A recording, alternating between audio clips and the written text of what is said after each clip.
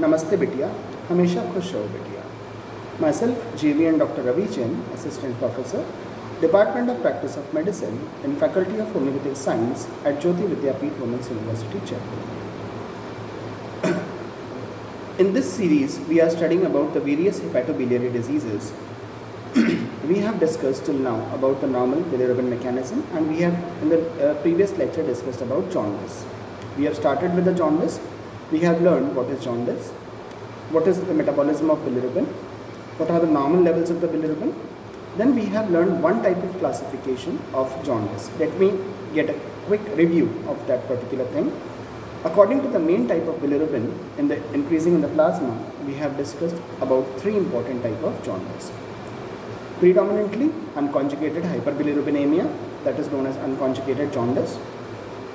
Next, we had discussed about predominantly conjugated hyperbilirubinemia, that is conjugated jaundice. And the third, we had discussed about the mixed jaundice, that is conjugated plus unconjugated hyperbilirubinemia. We have discussed about the different causes. There is no need to repeat all those things because it will be again a repetition. So I believe you must all have studied from the book and you have completed your homework that I gave you. I had given you a homework to go through the investigations, the normal liver function test, and also to read this particular topic from your book.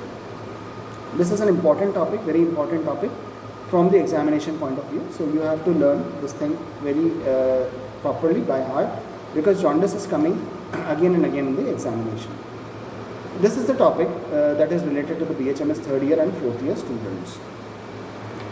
So we had also discussed about the various causes of unconjugated hyperbilirubinemia. The important causes were related to increased bilirubin production. There were three important causes. One was related to the increased bilirubin production, that was due to excessive hemolysis or excessive destruction of the RBC. The second was impaired hepatic uptake of the bilirubin, that was due to complete competence of the uptake receptors by various drugs. They were stopping the receptors to take more and more unconjugated bilirubin. And the third cause was impaired glucuronide transferase enzyme, which was either absent or reduced. We had also discussed the different causes for conjugated jaundice, and there were again three important causes for conjugated jaundice, that were liver diseases, various liver diseases like acute hepatitis or liver cirrhosis. It was due to cholestasis that was due to drugs-induced jaundice, and there were various extrahepatic causes of cholestasis, that was bile stasis, that included bile stones, malignant bile duct obstruction, carcinoma pancreas. Then we had also discussed about three important types or causes of jaundice, which was prehepatic, hepatic, and posthepatic. In the prehepatic cause, we had discussed about hemolytic cause. Most important cause was hemolytic or excessive destruction of the RBC. Next cause was hepatic or the hepatocellular cause, that was due to the excessive destruction of the hepatocytes due to either viral hepatitis, the various drugs, cirrhosis of liver, and neoplasm or the tumors. Next we had about the important cause or type of jaundice included posthepatic or the obstructive jaundice. The important causes for obstructive jaundice was bile duct carcinoma, carcinoma of ampulla of Vater, carcinoma of head of pancreas, and gallstones with the cancer of the bile duct. This we had already discussed in the previous lecture. Now today we are going to continue with the prehepatic causes of the jaundice. What is prehepatic jaundice? What is posthepatic jaundice? What is hepatocellular jaundice? What are the various investigations that could be done? And how to manage such cases? So the bilirubin levels, normal bilirubin level, I have already discussed you with in the previous lectures, so there is no need to repeat all these things again. Now we will discuss about the prehepatic jaundice. Prehepatic jaundice, it is caused by hemolysis or by the congenital hyperbilirubinemia. Alright. So prehepatic, that was caused due to the excessive destruction of the RBCs. It is caused by hemolysis or by congenital hyperbilirubinemia. Prehepatic jaundice, that is the cause prior to the liver. It is characterized by isolated or raised bilirubin level. So there is a raised bilirubin level, especially unconjugated bilirubin is raised in such cases. The cause is excessive destruction. We all know there is excessive destruction of the RBC cells or the precursors in the bone marrow that is causing increased bilirubin production. The jaundice is due to hemolysis and it is usually mild. So, prehepatic jaundice, it is basically caused due to the excessive destruction of the RBCs. The causes can be any, but because of the destruction of the RBC, there is unconjugated bilirubin that is raised in the blood circulation. Most common example for prehepatic jaundice is Gilbert syndrome. What is Gilbert syndrome? This is your homework. You have to go through the book and you have to search what is Gilbert syndrome and what is responsible for Gilbert syndrome. Gilbert syndrome is an important cause for prehepatic jaundice. The jaundice in case of prehepatic jaundice is usually mild. The second variety that we had discussed is hepatocellular jaundice. First of all, it was prehepatic jaundice. The second variety is hepatocellular jaundice. In case of hepatocellular jaundice, there is excessive destruction of the hepatocytes. Because of the excessive destruction of the hepatocytes, there is inability of the liver to transport the bilirubin across the hepatocytes.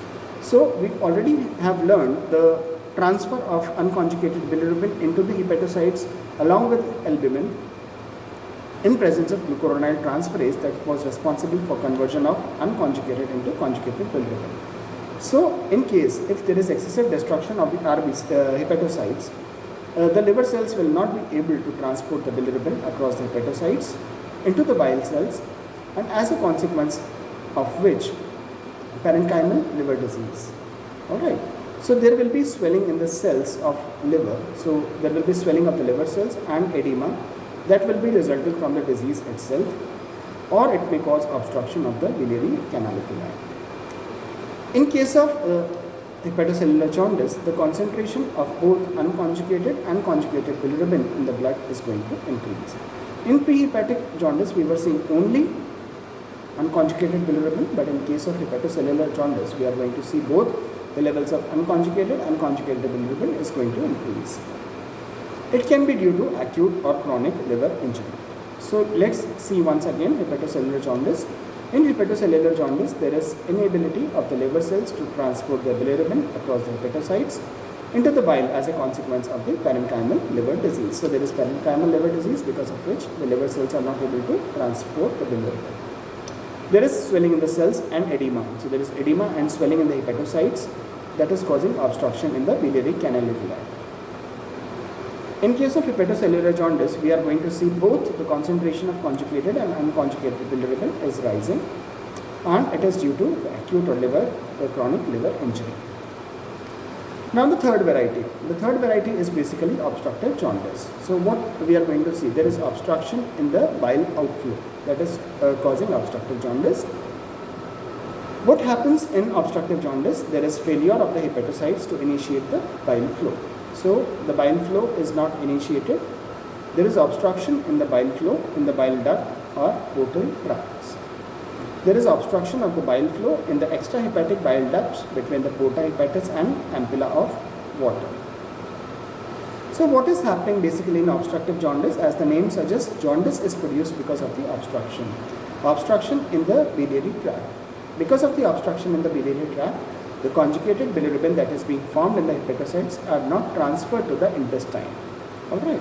And because of which the concentration of the conjugated bilirubin is rising in the blood and leading to the formation of obstructive jaundice. So in obstructive jaundice, the conjugated bilirubin is not entering the in the intestine. So it cannot be excreted to the urine, it cannot be excreted by the stool, and ultimately we are getting clay colored stool in obstructive jaundice. It is a very severe because conjugated bilirubin is unable to enter the biliary canaliculi and it passes back into the blood. And because there is failure of clearance of unconjugated bilirubin arriving in the liver cells. So both conjugated and unconjugated bilirubin are not getting cleared in case of obstructive jaundice. So let me again revise three types of jaundice. We had discussed about prehepatic jaundice that was due to excessive destruction of the RBC.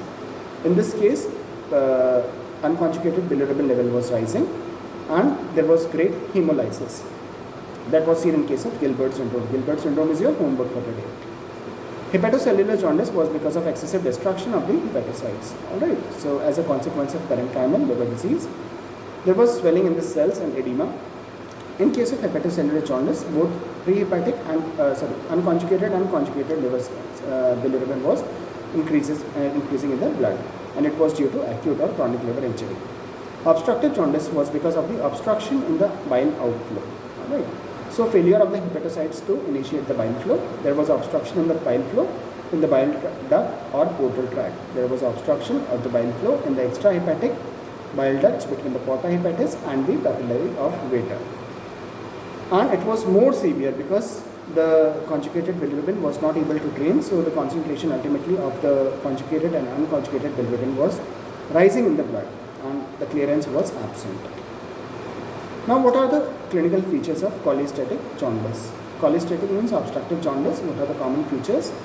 Early features includes jaundice. What is jaundice? Jaundice is the yellowish discoloration of the sclera on the other tissues. We are going to see dark urine. The urine is going to become dark, and also the stool are going to become pale because of non-clearance of stercobilinogen. So we are going to see dark urine, we are going to see yellowish discoloration, we are going to see pale stools, and also pruritus, excessive itching because of the excessive accumulation of the conjugated and unconjugated bilirubin. So we are going to see jaundice, that is yellowish discoloration. We are also going to see dark urine, pale stools, and pruritus. These are the 4 important features that we are going to remember in case of jaundice. Jaundice, dark urine, pale stools, pruritus. Now the late features. The late features of cholestatic jaundice includes malabsorption, because we all know the functions of liver. So when the liver is not functioning properly, then we are going to see malabsorption, especially of fat soluble vitamins, that is vitamin A, D, E and K. Why there will be malabsorption? Because bile is not going to enter the intestine, and in absence of bile, the digestive juices are not entering the intestine, and because of that, from the food we are not able to absorb the fat soluble vitamins, especially A, D, E and K vitamin, and this will produce malabsorption syndrome. There will be weight loss. Why weight loss? Because the fats are not getting absorbed, and when the fats are not getting absorbed, they are excreted by the stool. This condition is known as steatorrhea. So we will be getting steatorrhea, we will be getting weight loss, we will be also getting osteomalacia. What is osteomalacia? That is decreased calcium level in the blood. There will be great bleeding tendencies because of the coagulopathies. The blood is not getting clotted, so there will be bleeding tendencies. We are also going to see xanthelasma and xanthomas. There is certain deposition in this place. About xanthelasma and xanthoma, you can see the picture in your book in the very beginning. Now, due to the secondary infection in the biliary tract system, we are going to observe certain symptoms. The symptoms like fever, we are going to observe for fever, we are going to see for rigors, we are going to see the pain if the gallstone are present. So, because of the secondary infection, we are going to see the infection of the biliary tract system. We will see fever, we are going to see the rigors, there will be fever, there will be rigor, there will be pain if the gallstone is present. This is known as Charcot's triad. Charcot's triad consists of jaundice, pain in the right upper quadrant and fever.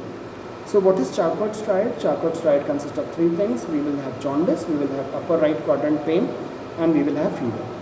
You have another important homework, that is you have to write about the Courvoisier's law.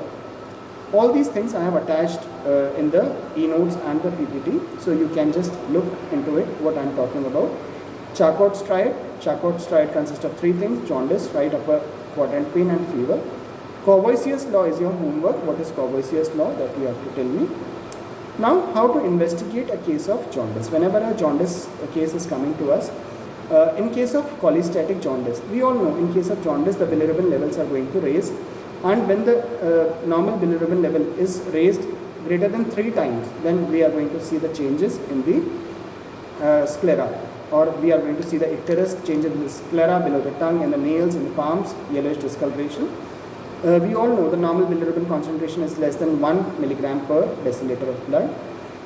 The levels I have already discussed with you about the conjugated and unconjugated levels, so there is no need to repeat those things again and again. So in the investigations, we are going to check for the bilirubin level. We also have to check for the ultrasound. We have to perform ultrasound, and we have to check for the alkaline phosphatase level, gamma glutamyl transferase level. I have already told you to perform the homework in which you have to check for the different levels of liver function test, various investigations that could be done. So by now, I believe you must all have learned about the various investigations that could be done in case of liver function test. Now, today, if you have not done that particular investigation, if you have not learned about the various levels, then it's your homework today to go through all those levels given in the book related to the liver function test. So, just go through all those investigations, go through all those levels, the significance of all those levels. In the investigation, we are going to check for the bilirubin level, we are going to check for the cholestatic jaundice, the alkaline phosphatase level, we have to perform the ultrasound and check for the bilirubin level. Now the management. The management of jaundice is a little bit tricky and it depends on the cause that is causing jaundice. We have prehepatic cause which was consisting of destruction of the RBCs. There are various diseases that are related to the excessive destruction of RBCs that we are going to study one by one with the diseases of the blood. The hepatocellular causes included the various causes that is responsible for the destruction of the hepatocytes, like viral hepatitis, like alcoholic cirrhosis and other diseases. The causes we are going and the management we are going to study separately. And the third is post-hepatic, which included cholestatic jaundice, the various diseases like carcinoma of ampulla of water, the obstruction by the stone. So the management of jaundice is a little bit tricky and it includes various diseases. So the management will be done according to the different disease condition that is present or responsible for production of jaundice. So the diseases, the management of those diseases we are going to study individually as we study the diseases. So this was all about jaundice in today's lecture. And in the next lecture we are going to start with ascites. Ascites is another very important disease for which we get a question in the examination. So it's your homework to complete all those things that I have discussed you in this lecture, and you have to complete that and you have to tell me about those things. If you have any query, if you have not understood anything, then you can write in the comment box and I'll try to resolve those things.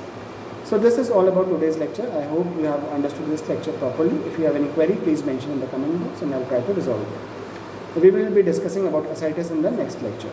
This session is powered by Digital Version 2.0, Jyoti Vidyapeeth Women's University. I hope you have understood this lecture properly. If you have any query, please mention in the comment box and I'll try to resolve it. So this was all for today. Have a good day. In the next lecture, we are going to start with ascites. Thank you very much. Namaste.